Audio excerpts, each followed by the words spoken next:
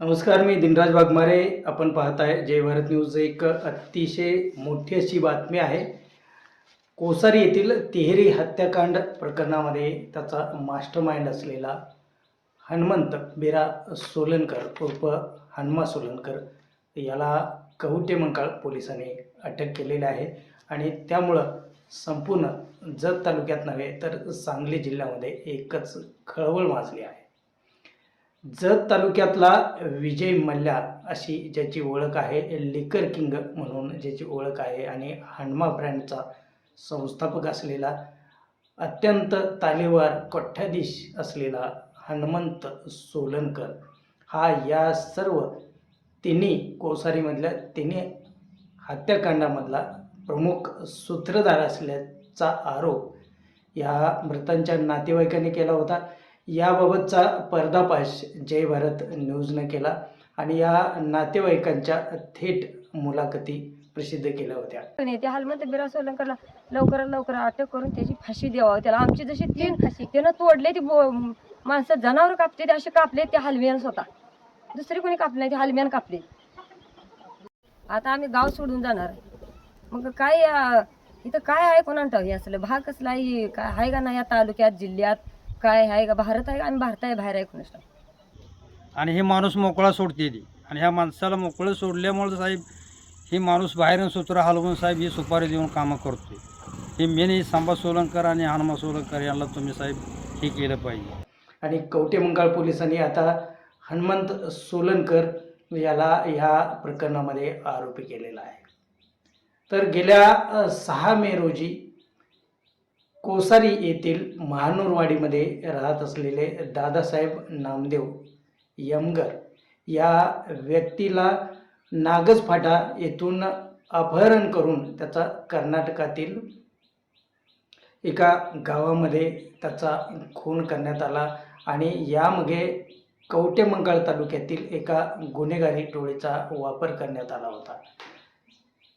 यापूर्वी कोसारी महानूरवाडी येथील आणखी दोघांचे अशाच पद्धतीनं निर्दयपणे खून करण्यात आले होते. त्यामध्ये विलास नामदेव यमगर आणि त्यांचा पुतण्या, म्हणजे आता जो दुसऱ्यांदा जो मयत झालेला आहे दादासाहेब, तर त्याचा मुलगा प्रशांत दादासाहेब यमगर हा BSc ॲग्री झालेला अतिशय तरुण आणि हुशार असलेला या अतिशय शांत असलेल्या तरुणाची त्याचवेळी निर्दयपणे हत्या करण्यात आली होती. आणि या संपूर्ण प्रकरणानं सांगली जिल्हा नव्हे तर संपूर्ण महाराष्ट्रात एकच खळबळ माजली होती. पोलीस यंत्रणा ही चक्रावून गेलेली होती. भावकीमधील हे भांडण एका खुनी हल्ल्यामध्ये, आणि तर या संपूर्ण हत्याकांडाच्या पाठीमागं नेमका सूत्रधार कोण अशा पद्धतीचा गेल्या अनेक दिवसापासून चर्चा सुरू होती. ज्यावेळी 13 मे 2023 रोजी जे हत्याकांड झालं त्या ठिकाणी 2 व्यक्तींना महानूरवाडी कोसारी या ठिकाणी अतिशय निर्दयपणे त्यांची हत्या करण्यात आली आणि या प्रकरणात जवळजवळ 4 ते 5 व्यक्ती जखमी झालेल्या होत्या. दादासाहेब यमगर हे जखमी झाले होते. विलास यांचा मुलगा प्रवीण हा जो फिर्यादी आहे त्याच्यामध्ये हा जखमी झालेला होता. दादासाहेबची पत्नी बाळाबाई जखमी झालेले होते. त्यानंतर विलासची पत्नी जखमी झाली होती. तर त्याचबरोबर यशवंत खटके हे दादासाहेब यमगर यांचे मेहुणे आहेत, तर ते पण या प्रकरणामध्ये जखमी झाले होते. तर त्या घटनेनंतरही या सर्व प्रकरणाच्या पाठीमागं हनुमंत बिरा सोलनकर आणि त्याचा भाऊ संभाजी बिरा सोलनकर राहणार शेगाव, सध्या राहणार जत, या दोघांचा हात असल्याचा त्यावेळी आरोप झाला होता. मात्र हनुमंत सोलनकर ही एक बडी आसामी आहे आणि हनुमंत सोलनकर हा जत तालुक्यातला विजय मल्ल्या अशी त्याची ओळख आहे, लिकर किंग अशी ओळख आहे. तर हनुमंत सोलनकर यांनी शेगाव या ठिकाणी हॉटेल रायगड नावानं बिअर बार आणि हॉटेल व्यवसायामध्ये पदार्पण केलं आणि या लिकर लॉबीमध्ये पदार्पण केलं आणि बघता बघता काही वर्षामध्ये हनुमंत सोलनकर यांचं मोठं प्रस्थ या लिकर लॉबीमध्ये वाढलेलं आहे. जतमध्ये त्यांनी आशीर्वाद वाईन शॉप नावाचं एक मोठं वाईन शॉप मध्यवर्ती ठिकाणी सातारा रोडला जे आहे तर ते वाईन शॉप विकत घेतलेलं आहे. त्याचबरोबर महाराणा प्रताप चौकामधलं एक देशी दारूचं दुकान आणि त्या ठिकाणची सर्व मोठी जागा अशी कोट्यावधी रुपयाची संपत्ती त्यांनी विकत घेतलेली आहे. त्याचबरोबर त्यांची आणखीन पण काय बिअर बारची दुकानं, शॉपी आणि देशी दारूची दुकानं असल्याची समजते. गेल्या काही वर्षापूर्वी पासून हनुमा ब्रँड नावाचा एक ब्रँड जत तालुक्यामध्ये चर्चेला येतो. तर त्या हनुमा ब्रँडचा पण संस्थापक हनुमंत सोलनकर असल्याची जोरदार सर्वत्र चर्चा सुरू आहे. आणि कोविडच्या काळामध्ये तर हॉटेल रायगड जे आहे शेगावमधलं त्याच्यावरती मोठी कारवाई झाली होती. पोलिसांनी त्यांचं लायसन त्यावेळी सस्पेंड केलेलं होतं. तर एवढं होऊनसुद्धा पुन्हा त्यांनी नव्या जोमानं हा सर्व उद्योग व्यवसाय सुरू केलेला आहे. तर या दारूच्या व्यवसायामधून कोट्यावधी रुपयांची संपत्ती मिळवलेली आहे. शेगाव आणि कोसारी येथे अनेक जमिनी विकत घेतलेल्या आहेत. जतमध्ये घर, जागा, जमिनी, बंगले विकत घेतलेले आहेत आणि या पैशाच्या जोरावरती हनुमंत सोलनकर हा खुनी खेळ खेळत असल्याचा आरोप नातेवाईकांनी केला होता. तर एकीकडं लक्ष्मी ज्यावेळी येते तर ती त्याच्याबरोबर अनेक संकटं घेऊन येते आणि साडेसातीला घेऊन येते. तर हनुमंत सोलनकर याच्या बाबतीमध्ये असंच झालेलं आहे.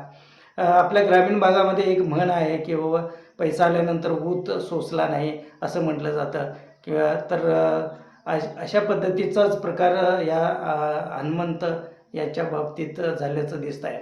तर जे नात्यानं जवळचे जे चुलत मामा आहेत आणि चुलत मामाची मुलं आहेत तर अशाच व्यक्तींचा याच्यामध्ये अतिशय निर्दयपणे खून केलेला आहे आणि हा खुनी खेळ खेळण्यामध्ये हा याचा सर्व मास्टर माइंड हा हनुमंत बिरा सोलनकर आणि त्याचा भाऊ संभाजी असल्याची जोरदार चर्चा आहे.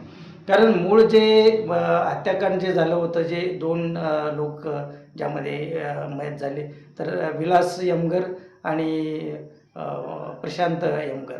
तर त्यावेळी जे 7 एकूण आरोपी होते तर त्यामध्ये हनुमंत सोलनकर यांची आई आहे जनाबाई बिरा सोलनकर आणि त्याचा सख्खा भाऊ आहे शहाजी बिरा सोलनकर. हे दोघेही आरोपी आहेत. याशिवाय त्याचे जे सक्का मामा आहे तर तानाजी यमगर आणि शहाजी यमगर, धनाजी यमगर हे सक्के मामा आहेत त्यांचे तिन्ही. आणि त्या तानाजीची 2 मुलं अनिल आणि सुनील. तर असे एकूण 7 आरोपी त्या प्रकरणामध्ये होते. तर त्यावेळी तत्कालीन जे तपास अधिकारी होते आणि पोलीस निरीक्षक होते तर त्यांनी आर्थिक तडजोड करून हनुमंत सोलनकर यांना क्लीन शीट दिल्याचा आरोप झालेला होता. तर तोही प्रकार त्यामुळं दडपला होता. तर हनुमंत सोलनकर यांचे असलेले पोलीस यंत्रणाशी लागेबांधे असलेले आणि त्यांच्याकडे असलेला जे अमाप जो पैशाचा महापूर आहे तर याच्या जोरावरती अनेक दिवसापासून पोलिसांच्या हातावरती तुरी देऊन हा इसम नामानिराळा राहिला होता. मात्र आता या प्रकरणात नव्यानं त्याचं नाव येऊ लागल्यानं आणि एखाद्या चित्रपटाला साजेसा अशा पद्धतीनं हा सर्व प्रकार झालेला आहे की एक साक्षीदार या गुन्ह्यातला आणि फिर्यादी आणखीन एक साक्षीदार अशी 3 माणसं ही न्यायालयामध्ये साक्ष देण्यासाठी कोर्टाच्या समोर साक्ष देण्यासाठी तारखेला जात असताना तर त्यांचा अशा पद्धतीनं पाठलाग केला होता. तर या तिघांनाही एकाच वेळी उडवायचा हा प्लॅन होता. मात्र सुदैवानं त्याच्यामध्ये प्रवीण विलास यमगर आणि यशवंत खटके तर हे दोघंजण चहा पिण्यासाठी थांबले आणि दादासाहेब यमगर हे एकटेच पेट्रोल घालण्यासाठी पेट्रोल पंपावर गेले आणि त्यामुळं दादासाहेब यमगर यांची या ठिकाणी गेम झाली आणि त्यासाठी एक गुन्हेगारी टोळी वापरलेली आहे.